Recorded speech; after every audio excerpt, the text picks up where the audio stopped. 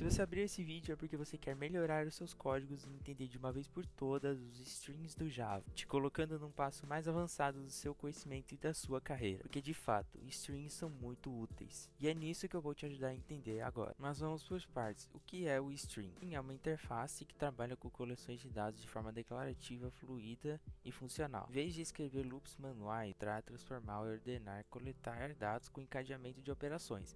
E essas operações, que é o que diferencia o string das outras coisas do Java, são basicamente tudo o que precisamos normalmente no nosso dia a dia de desenvolvedor. Quando a gente está naquele aperto do dia a dia, a gente precisa filtrar alguma coisa, transformar, colocar para uma outra lista. O string é uma parte considerada muito importante do Java, porque chegando lá no Java 8 conseguiu transformar a vida dos desenvolvedores e tornando ela o que conhecemos hoje. Mas como era antes dos strings? Será que era um código tão ruim? E na verdade não é. Eu digo que o código sem strings é um código imperativo, que no caso é em comandos, né, em ordens, como fazer. E o como fazer está bem explicado aqui nesse código, que eu vou explicar mais à frente. Então, como está circulado aqui, temos primeiro um for each que pega da classe de pedido, pega o pedido numa lista de pedidos. Aí a gente tem mais dois ifs, um dentro do outro. Um que pega o status, confere se está pago, cria uma variável string para pegar o nome do cliente que está pago e confere se ele está numa lista, né, o contains. Então, eu estou dizendo exatamente como que eu vou fazer essas operações. Então, tendo que lembrar lá de quando a gente iniciou, quando a gente aprendeu o for, que no caso aqui é o for each, o if. Então, tem vários passo a passo que você tem que fazer, colocar por conta própria e deixando o código mais verboso do que o necessário. Na verdade, isso aqui, como eu falei, não é algo tão ruim, é bom para iniciantes, porque se o iniciante ele sabe como faz, pega um código desse aí, pega uma regra de negócio dessa, né, e sabe fazer mão a mão. Eu já fiz muito desse tipo de código, inclusive na mão eu fiz realmente o código, então eu tive que pensar bastante. Inclusive é um código muito parecido com esse de pedidos, mas enfim, a gente tem que ter a lógica de um programador, e isso é bom para os iniciantes que estão iniciando, passar pelo caminho um pouco mais longo, eu diria. Mas se você quer melhorar um pouco o seu código, a gente tem que aprender agora com os benefícios do string, que é um código declarativo, onde a gente apenas declara o que a gente vai fazer, né? Faça desse jeito, né? Faça assim, porque são os próprios nomes. Se eu quero filtrar, eu só coloco lá um ponto filter. Se eu quiser mapear, eu vou mapear. Se eu disser que eu já terminei a minha coleção e eu precisar juntar os dados, eu vou usar um collect. Ou pegar o número máximo com max. O próprio nome, se você tem um pouquinho de inglês, que eu acho que você já precisa quando aprende a programar, você já vai entender de cara o que vai fazer com esse código declarativo. As operações são precisas e claras desse jeito. E conforme a gente vai avançando, eu vou explicar sobre o código funcional. Ele funciona na parte do código da programação funcional, que usa lambdas e evita mutações, tornando o código mais limpo e previsível, e que ainda junto com essas operações claras e precisas, que são simplesmente o texto, que, né, já é simplesmente a ordem que a gente vai dar, fica muito mais simples. E aqui está o nosso código para mostrar como que ele está. A primeira classe que estamos utilizando dos pedidos, que é bem... E aqui temos a instanciação de 4 pedidos aqui em uma lista chamada, tem os status de pago e pendente, que é o que vamos utilizar aqui, e o nosso código que está ali no ScaleDraw. Rodar o código, vai ver que vai dar certinho, que os clientes que pagaram o status pago. E eu vou mostrar passo a passo, o pensamento passo a passo de como a gente transforma isso aqui em um string. Bom, a gente vai apagar o código antigo, e aqui a gente vai pegar a lista que está ali em cima, que é o de pedido, e a gente coloca o ponto, já dá para usar o string aqui. Agora vocês estão vendo? Aqui fala que o tipo dele vai ser um string de pedido. Então, o que significa isso? Isso acontece porque o tipo que colocamos dentro da string é dinâmico. Isso acontece por causa do conceito chamado generic. Vou ver aqui agora, generic, que no caso é esse tzinho aqui que fica. É ele que permite que ocorra essa transição, porque no final de tudo, no início e no final, no caso, tudo vai ser uma string generics, e dentro dela vai sendo modificada até o final das operações intermediárias, que eu ainda vou explicar um pouco mais à frente. Mas esse termo de generics não expliquei exatamente como totalmente ele funciona. Você pode fazer uma classe genérica, apenas um método genérico. Você pode colocar para que durante o seu código você possa mudar tudo o que seja do retorno dele. No caso da string, é um compartimento que dentro dele vai sendo mudado. Aqui é como se fosse uma lista que nem aquela lista que a gente fez de pedidos, a gente coloca aqui dentro dela vai ter o tipo pedido, porque a gente vai usar as instâncias desse pedido nessa string.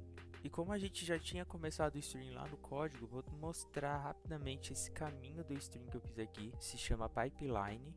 Então vocês vão ouvir muito essa palavra, mas eu vou chamar do caminho do string, que tem umas 3 partes. Que no caso seria o string source, seria a fonte do string, eu vou chamar de fonte de dados. Vou colocar aqui essa fonte de dados, que é onde a gente vai pegar os dados que vamos usar dentro dele. Aqui temos as operações intermediárias e as operações terminais. E para ficar bem mais fácil de explicar tudo isso, eu vou pegar aqui o meu barquinho. Sim, eu peguei uma imagem de um barquinho para explicar. Porque vamos lá. Aqui temos a nossa fonte de dados. Então a gente vai jogar os dados na fonte, jogando no barco.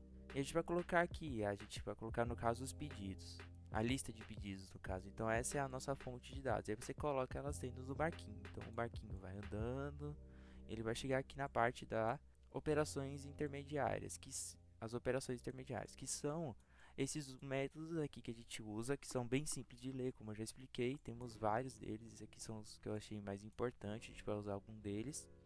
E aqui você pode encadear eles, como que eu falei lá em cima sobre encadeamento, é porque você usa um atrás do outro e ele continua do mesmo jeito e ele continua tendo o mesmo retorno de antes, que no caso é o string de pedidos, porque estamos usando a mesma fonte de dados, a gente não mudou a fonte de dados, nós estamos organizando ela. Então a gente chegou aqui com o barquinho, vamos dizer que a gente quer pegar tudo que tem dentro do barquinho e a gente quer mudar elas, né? A gente quer filtrar, quer limitar, colocar só os números máximos, os números mínimos, fazer cambalhota para trás, sei lá o que você quiser. Você faz aqui dentro das operações intermediárias e vai colocando uma atrás da outra, igual assim que a gente fez. Aí quando fechou, a regra de negócio fechou, você já viu que tem tudo certinho, você chega nas operações terminais, que no caso é a operação terminal, porque você só usa uma. Eu coloquei algumas para você ter o exemplo. E aqui diferente não é encadeado, você escolhe uma e dependendo da qual você escolhe, você vai ter um resultado diferente. Porque você quer terminar a operação, você vai querer ter um resultado da operação, e nem sempre o resultado da operação vai ser esse string pedido, vai ser sobre o pedido. Vamos pensar que você pegou essa lista de pedidos, as fontes de dados, e você no fim só queria ver qual era o pedido que tinha o maior preço. Você só vai retornar o que? Você vai retornar o pedido que tem o mais preço, ou você vai retornar o valor dele. Se você retornar o valor, você vai retornar um int. Se você vai retornar o objeto inteiro do pedido, você vai retornar o pedido inteiro, mas você pode só o nome, vai receber uma string. Retornar uma string. Entenderam como é muito variável e como é muito a mando do próprio programador escolher a forma como o seu caminho vai sair. E aí a gente colocando aqui na analogia do barquinho, é como se a gente pegasse o barco, vai ter outro barco aqui. Esse barco já estava parado aqui desde o início, finge que ele já está parado desde o início. Você andou, chegou aqui, agora você vai ter que pegar essa fonte de dados que agora está do jeito que você quer, você vai colocar no barquinho novo e aí você vai seguir a vida do jeito que você quiser. Eu espero que vocês tenham gostado da analogia do barco, mas nem de barco só se vive, né? Você tem que ver o código também na prática. Pois bem, estou aqui no código de novo. E aqui a gente já vai começar a pensar nas primeiras operações intermediárias que a gente vai fazer. E aqui eu vou fazer a mesma coisa que estava antes no código anterior. Vai filtrar para pegar apenas os pedidos que tem o status de pago. Então eu vou colocar o ponto. Aqui olha só o quanto que tem, né? Tem um monte, mas a gente vai colocar o filter. E aqui dentro do filter vamos usar as expressões lambda que eu tinha mostrado, que funciona assim. Primeiro a gente vai ter o predicado. E esse predicado aqui é um objeto da classe pedido. Olha só, aqui já está bem explicadinho. Esse é o símbolo do lambda, e a gente vai ter um predicado dele que vai fazer aqui a flechinha.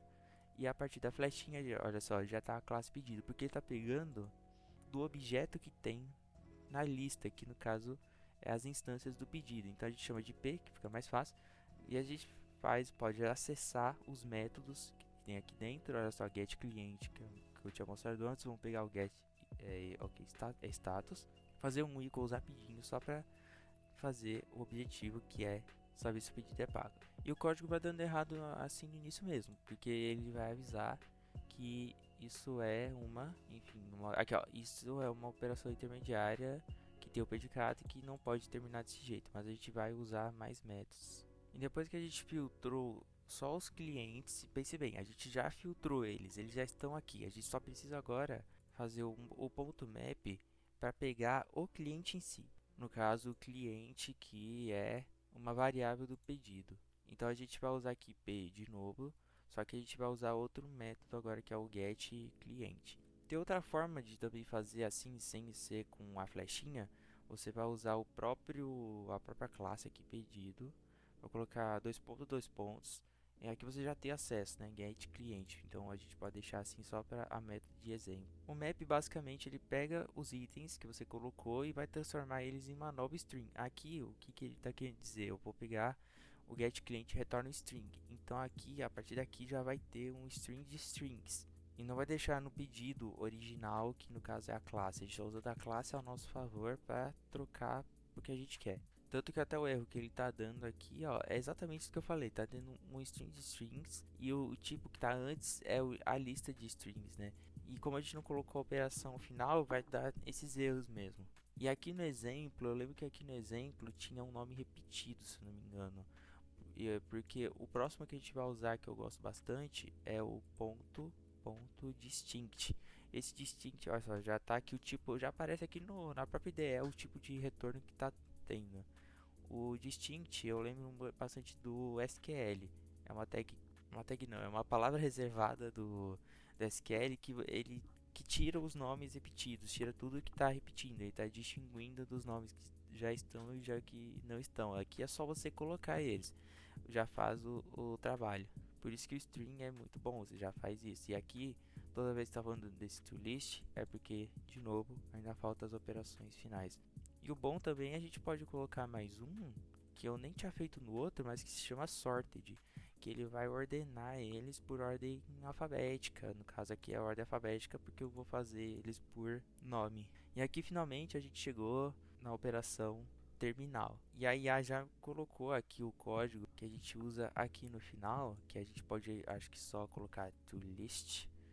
Acho que ele pode colocar só toList que já funciona, uma forma mais básica, mas o que ele faz? Ele só pega tudo que você fez e transforma para uma list de novo, que no caso tinha uma list aqui em cima, agora a gente está colocando list embaixo. Inclusive, o ponto que eu posso chegar aqui para comparar esse collect primeiro do toList é porque vem do collectors, que no caso é uma classe muito útil também, uma utilitária que a gente usa em conjunto com os strings, é mais antiga. Ele cria uma lista mutável, então você pode no final, depois que cria essa lista de pagantes, você pode modificar o que está dentro dela.